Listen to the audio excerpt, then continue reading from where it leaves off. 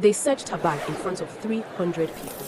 And when the beads caught the light, the first face she turned to was the woman who had once sat beside her on a cold stairwell floor and told her she belonged in that building.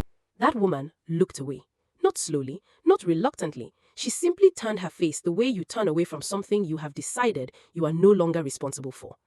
And in that single motion, in less than 1 second, 8 years of sisterhood died quietly in front of everyone who had ever watched them build something together.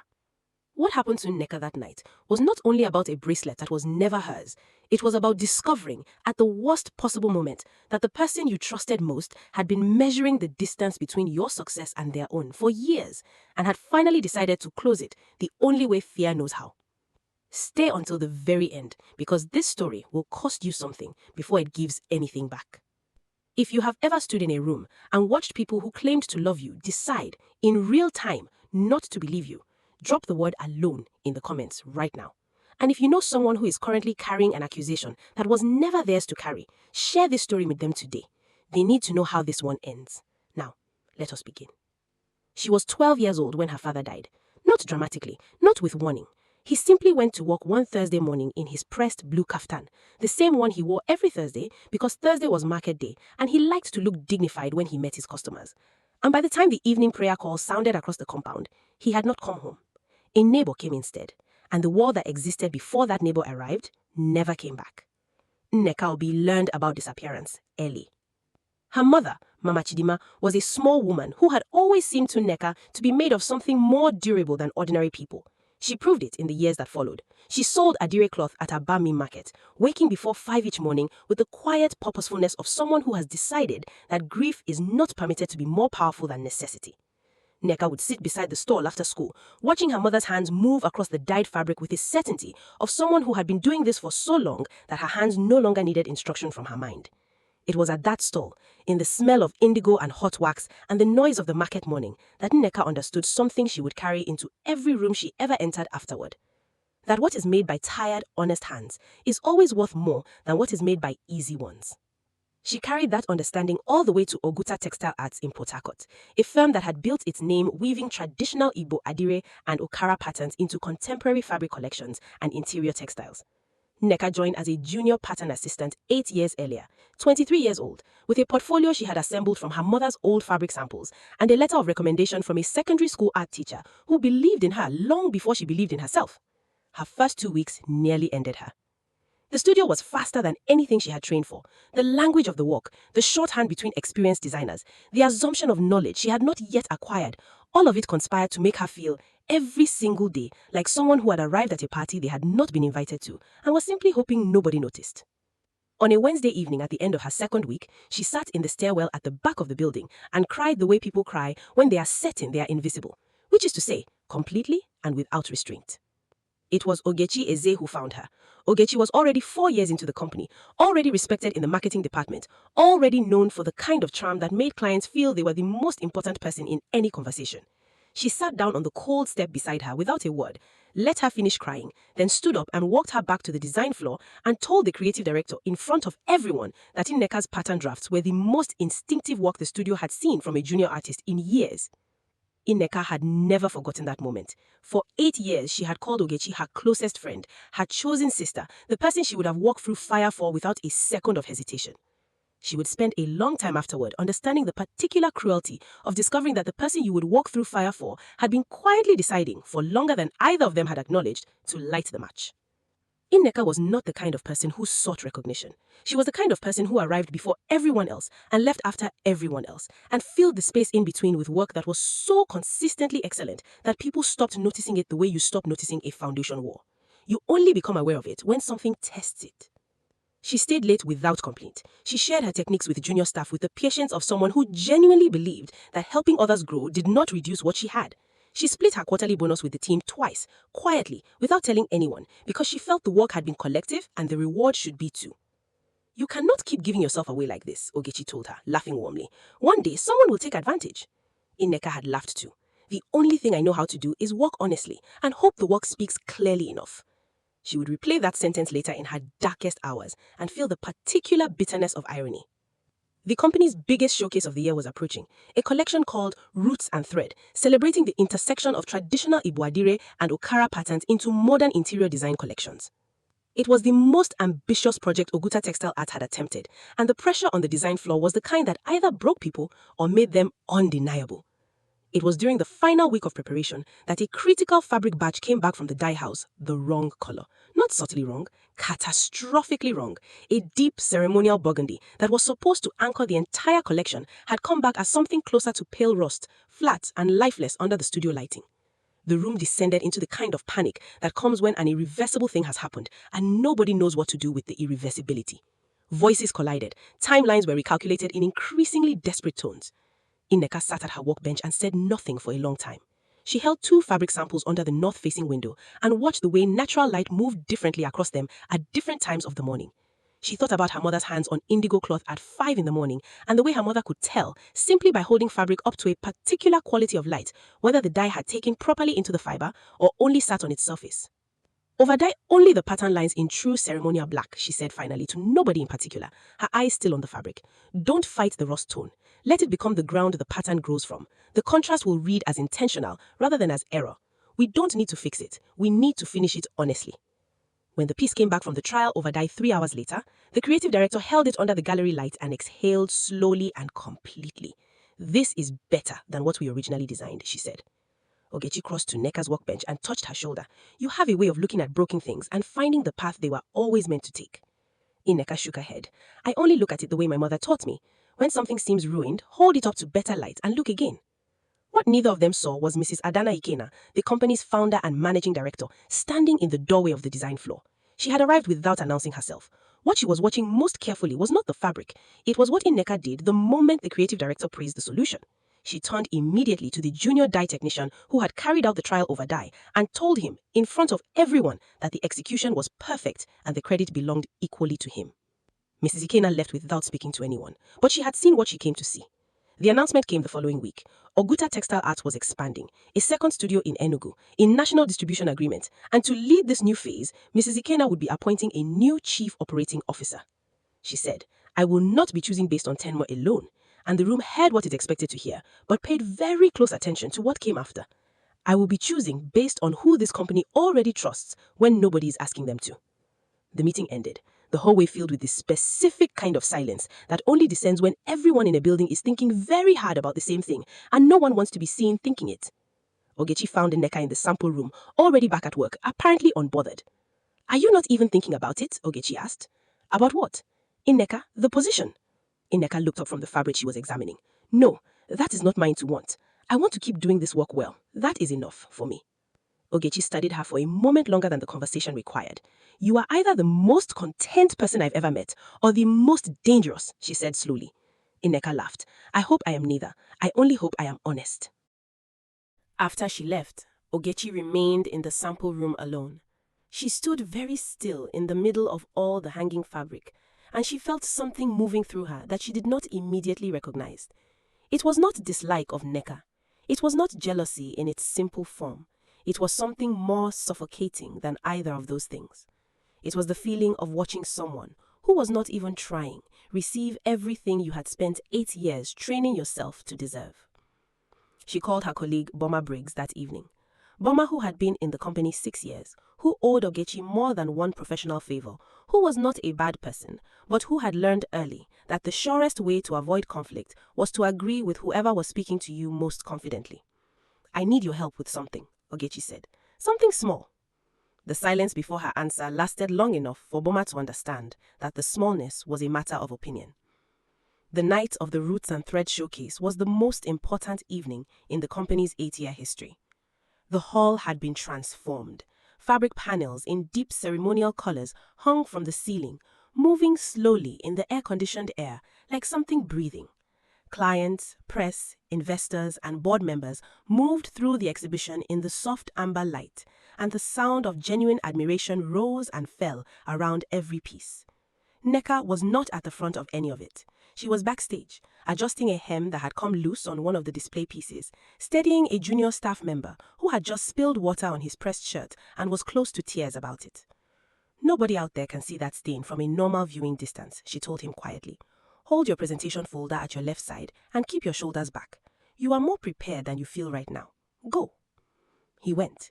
She watched him walk out and felt the particular satisfaction of someone who has done a useful thing without anyone witnessing it. "Nneka," said Ogechi, appearing at her elbow with a bright, practiced smile. "Mrs. Ikenna is asking for you before the presentation begins. She wants to discuss the over-die process for the press briefing notes." "Now?" "Only a few minutes. Her office upstairs." Nneka nodded, set down the hem she was working on, picked up her canvas work bag, and then set the bag back down because she was only going upstairs for a few minutes and did not need to carry it with her. "Leave it," Ogechi said, with a lightness that was entirely performed. "I will watch it. Go." And Nneka went, because she trusted her, because 8 years of chosen sisterhood had made trust feel as natural and unquestioned as breathing, because the idea that the woman who had once sat beside her on a cold stairwell and told the world her work was honest would ever do anything to harm her was so far outside the map of what Nneka believed possible that she had never thought to include it as a risk. She went upstairs. She found Mrs. Ikenna's office empty. She waited 4 minutes, then came back down, assuming there had been a miscommunication. She did not know that in those 4 minutes, Ogechi had unzipped her canvas bag, removed a small velvet pouch she had been carrying in the inside pocket of her own jacket since before the showcase began, and placed it in the main compartment of Nneka's bag. She did not know that Boma had stood nearby with her back to them, hands shaking, performing the act of reading a clipboard she could not see clearly because her eyes had filled with tears she did not fully understand. She did not know any of it. She came back downstairs, picked up her bag, and went back to work. 20 minutes later, the head of events found Mrs. Ikenna in a panic. The ceremonial Okara beads, commissioned for that evening's honorary presentation, priceless pieces on loan from a private cultural collection, were missing from the case where they had been secured. Security moved through the hall with the quiet efficiency of a process nobody wanted to be happening. Everyone with backstage access would need their bags checked. Nneka set her bag on the table without hesitation. She had nothing to hide and never had. The zipper opened. Her work tools, her sketchbooks with the fabric samples tucked between the pages, her wallet with the small photograph of her father she had carried since the week they buried him, his face still young in it, still Thursday morning dignified in his blue kaftan. And then, from the main compartment, lifted by the security officer's hands, a small velvet pouch that Nneka had never seen in her life before that night. Inside it, catching every light in the hall at once, the ceremonial beads. She heard the gasp before she processed what she was looking at, and then the world did something strange. It did not speed up like people describe shock. It slowed down. Every face in the room became very clear and very separate. She could see each individual expression forming in real time, the horror, the confusion, the rapid recalculation of 8 years of knowing her that was happening behind every set of eyes. "That is not mine," she said, and her voice came out steadier than she felt. "I have never seen that pouch before tonight. It was in your bag, Nneka. I know. I don't know how. I swear to you I don't know how." She turned to Ogechi, not because she suspected. She turned because Ogechi was her sister. Because when the world collapses without warning, you turn to the person who has always been beside you. Ogechi's face was composed and professional and completely unreadable. And then, in less than 1 second, it turned away. That was the moment. That single small turn of a face. Not the beads in the bag, not the gasps from the crowd, not even the cameras beginning to move toward her. The moment that broke something in Nneka that would take years to reassemble was that face turning away. Because accusations from strangers are only noise you have to survive. But silence from a sister is a different kind of wound entirely. It does not announce itself. It simply opens and keeps opening long after everything else has healed. Mrs. Ikenna came to stand before her, and her eyes were not angry. They were worse than angry. They were careful and level and suspended in a grief of their own. "Nneka, did you take them?" The tears came then, and she could not stop them, hot and humiliating in front of every witness who mattered in her professional life. "I swear on my father's memory," she said, and her voice cracked completely on the word father, because that was where her deepest truth had always lived. "I did not take those beads. I have never taken anything in my life that did not belong to me."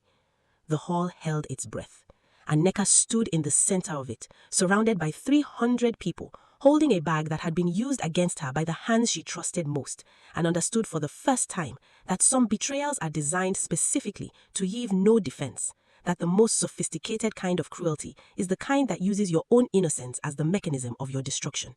That because she had nothing to hide, she had never learned to guard against someone hiding something in her. By morning, her photograph was everywhere. Not because anyone had published it with a headline calling her a thief. They had not needed to. The photograph was simply her face beside the velvet pouch being lifted from her bag, her mouth open, her eyes showing the particular expression of someone watching a reality they do not recognize. The photograph did all the necessary work on its own.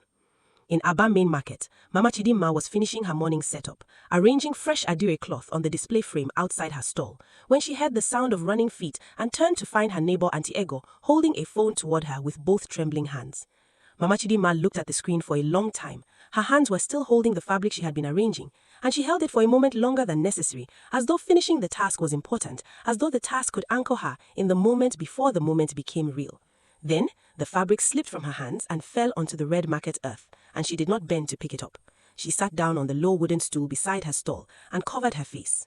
"My daughter has not stolen one thread in her entire life," she said from behind her hands, her voice almost inaudible. "Not one thread, not even when we had nothing." That evening, the neighbor who walked Mama Chidinma home noticed that her older woman's hands were shaking in a way that had nothing to do with cold. Her blood pressure, when checked 3 hours later, was so elevated that the nurse made her lie down immediately and called her daughter. Nneka spent that first night on her mother's floor, listening to her mother's breathing in the dark, measuring it like you measure something that has become precious in a new and frightening way. She did not cry that night. She had used up all her crying at the showcase. What was left was something quieter and more exhausting than tears, the kind of grief that does not flow but simply accumulates, filling you from the inside like water filling a sealed room. She held her suspension letter in her lap, unopened, and watched the darkness outside her mother's window, and thought about her father in his Thursday kaftan, going to work and not coming home, and understood something she had not understood even after all the years since.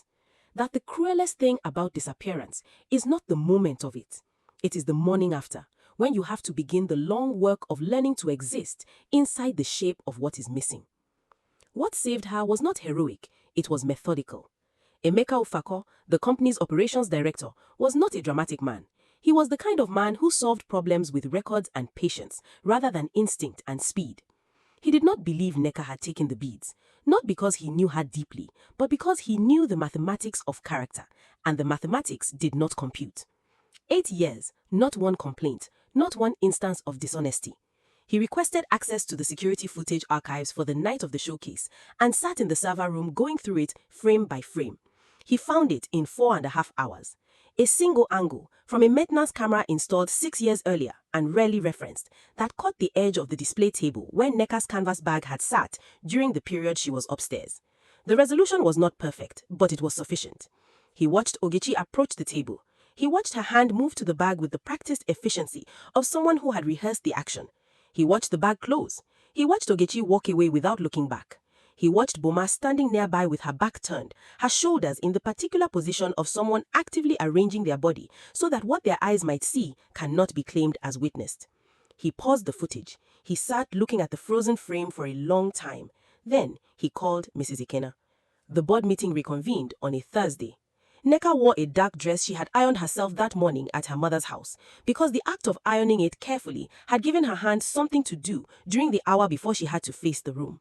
Her face showed 8 years of honest work and 14 days of being doubted, and both of those things were completely visible, and she did not try to conceal either. When the footage played, the room became the kind of silence that is different from ordinary silence. It was the silence of something being understood that can never be undone. Ogechi did not look at the screen while it played. She looked at the table in front of her with the stillness of someone who has already accepted an outcome and is only waiting for the room to catch up to her acceptance. When Mrs. Ikena asked her to explain, she did not offer excuses. "I placed the beads in her bag," she said. Her voice was quiet and entirely without drama, which was somehow more devastating than emotion would have been. "I asked Boma to stand watch. Everything was planned before that night." Boma had been crying before she spoke. "I knew it was wrong before we started. I said so, but I did not stop it. And I told myself after that I was less responsible because I had objected. I understand now that objecting without acting is not the same as innocence." "Why?" Mrs. Ikena asked Ogechi. One word, the whole question. Ogechi lifted her eyes from the table and looked at Nneka directly for the first time since the showcase. And what was in her face was not the strategic composure of a woman managing an outcome. It was something rawer and sadder and more human than that. "I found her crying in a stairwell on her second week. I introduced her work to the company. I gave her the beginning of everything she became here. And then I watched her become more than me without even trying, without even wanting it. Her voice thinned into something that was barely holding its shape. I told myself I was being a good sister to her, but every time someone praised her, something in me went small instead of going proud. And one day, I looked at that smallness and I made it into a plan instead of facing it honestly. I took the most trustworthy person I knew and I used her trustworthiness as the instrument to destroy her. I have thought about that every single day since it happened, and I have not yet found a way to make it smaller than it actually was. Nneka had not spoken. She sat with her hands folded on the table and her eyes wet but her face composed, and when the room finally turned to her, she took a breath that was slow enough that everyone could see her choosing carefully what she was going to do with it. I want to say something, she said, not to justify what happened to me, and not to ask anything from anyone, only to say one thing to Ogechi directly. She looked at her for a long moment. If you had ever told me what you were feeling, the comparison, the fear, any of it, I would have stepped away from this company without a single second of hesitation. Not because your feelings were right, but because you were my sister, and your peace was worth more to me than any position I might have ever held here.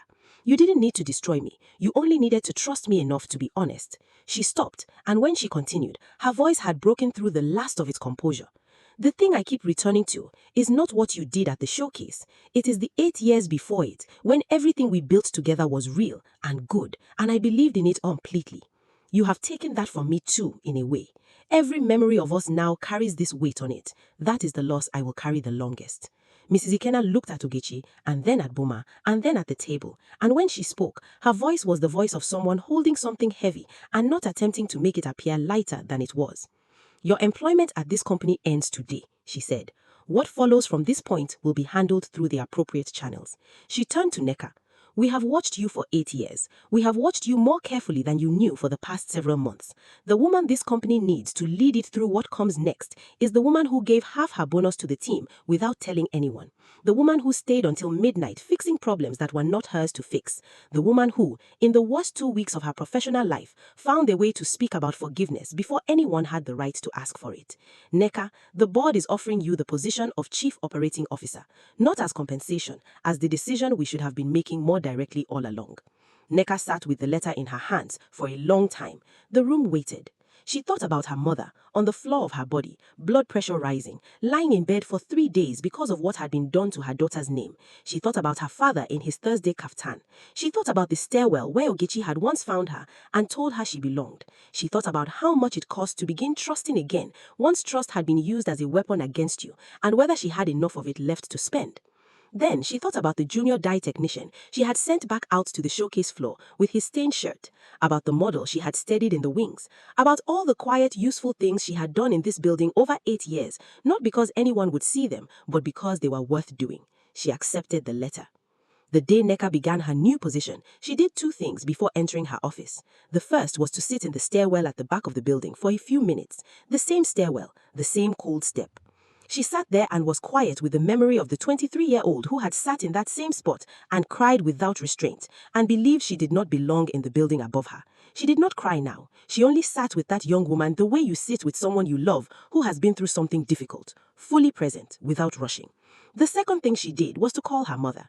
Mama Chidima answered on the second ring, as she always did, and she could hear the market behind her voice, the familiar morning sounds of a place she had grown up beside, the calls and the engines, and the particular industry of women who had decided that grief and commerce could coexist because they had no choice but to coexist.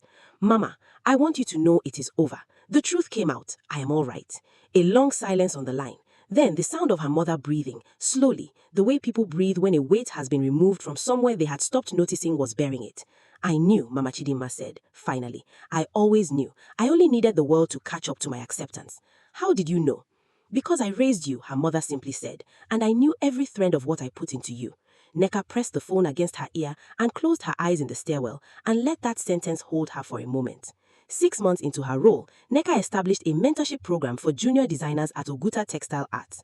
Not a formal one with certificates and performance metrics, a real one. She named it the Chidima Initiative, after her mother. She did not announce that publicly. The people who needed to know, knew.